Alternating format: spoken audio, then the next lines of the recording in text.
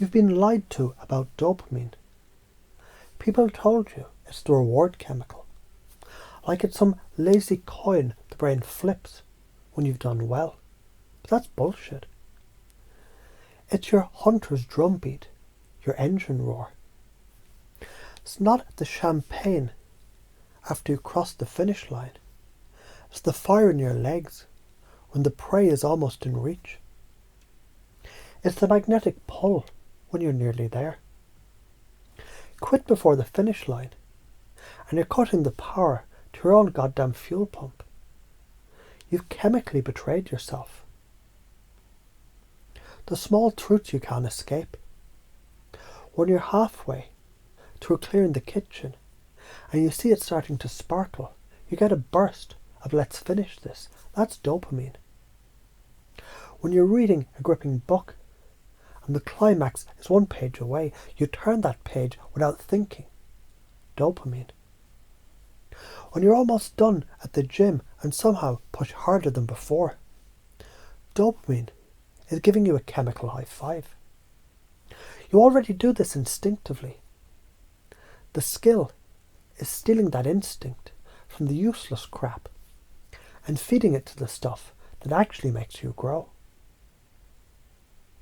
Your entire identity, confident, disciplined, magnetic, comes from patterns of pursuit, not patterns of comfort. Dopamine is the biology of hope. It's nature's way of saying, that thing you want, keep moving towards it. Quit too early. And you don't just lose the thing, you lose your belief that you can even get the thing. You wire your nervous system for self-doubt. Persist. You literally reprogram your brain chemistry to be a relentless bloodhound for your dreams. You walk into the world radiating, I finish what I start. People trust you more, you trust you more, and opportunities flow to you, because energy follows certainty. Science says dopamine spikes in anticipation, not after the fact. Pursuit is the chemical payoff. Karma says stop chasing, and life stops offering. The universe mirrors your movement. You stall, it stalls.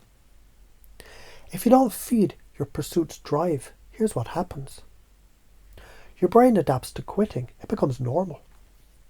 You settle for close enough and start shrinking your goals so you don't feel the discomfort of chasing. Years later, you're sitting in a safe little cage of your own making, wondering why you're not motivated. But feed the pursuit and your energy increases because your brain wants the next step. You stop relying on feeling motivated because the act of chasing creates the feeling. Your identity upgrades to someone who finishes, which means you start aiming higher without fear. The fears that keep you from it. You're scared. If you keep going and fail, people will see. You're scared of wasting energy. You're scared you'll look foolish trying. Fine, but here's the reality. You already look foolish quitting. The only difference is quitting makes the foolishness permanent. The patterns that drain you, waiting for inspiration before acting. It's backward. Action creates dopamine, which creates motivation. Only aiming for the big win is too far away. It's chemical starvation. Quitting when almost there and robbing yourself of the strongest dopamine surge. Confusing comfort with happiness. Comfort is chemical sedation, not joy. I can't keep going without motivation. Motivation is the byproduct of going. Start and it shows up. But I'm too tired to push. You're tired because you stopped pushing. Momentum is energy. But I'll finish it later. No, you're telling your brain you don't finish things. Is that the identity you want? But it's too far away. Then break it smaller. Dopamine doesn't need the whole map, just the next landmark. And as you imagine now the times you've chased something you really wanted, feel the energy rising each step closer.